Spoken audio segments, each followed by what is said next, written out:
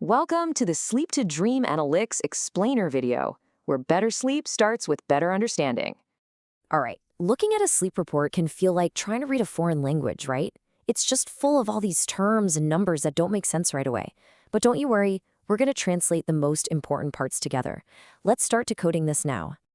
Now, building on that idea of decoding, let's start with two really key terms. An apnea is when your breathing pretty much stops completely for at least 10 seconds. A hypopnea is when your breathing just gets super shallow. Getting this difference is the first big step. It's the foundation for everything else. So, with those terms defined, we can tackle the main score, the AHI.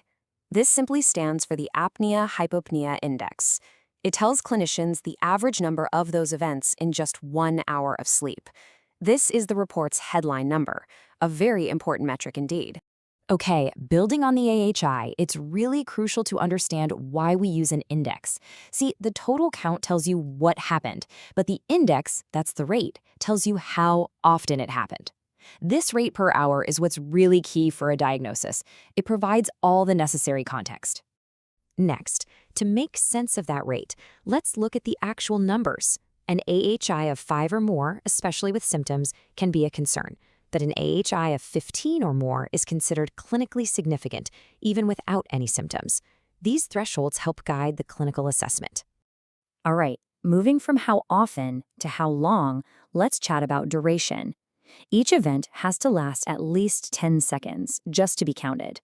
Longer events can mean more stress on the body and bigger sleep disruptions. This adds another layer of detail. This shows the event's impact.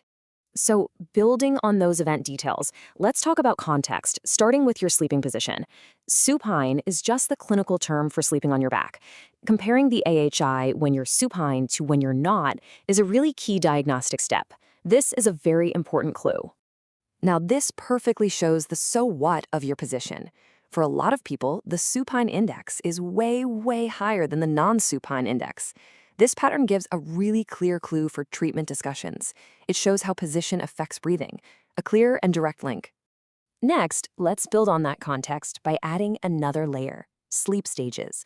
You see, our sleep isn't just one solid block. It cycles between non-REM, or NREM, and REM sleep. NREM is our deep, restorative sleep, while REM is when most of our dreaming happens. The body behaves differently in each. So, the really crucial point here is that these breathing events can be tied to specific stages. A report will actually compare the REM index to the NREM index. A higher number in one stage gives clinicians vital clues about what's going on. It helps pinpoint the problem. Okay, so let's recap everything we've translated today. First, AHI is the main score. It's the rate of breathing events per hour. Second, things like event duration and your sleep position add some really crucial context. Finally, knowing if events happen more in REM or NREM sleep helps complete that diagnostic puzzle. It all works together now. Thank you for watching the Sleep to Dream Analytics Explainer video. We hope you sleep well and dream easy.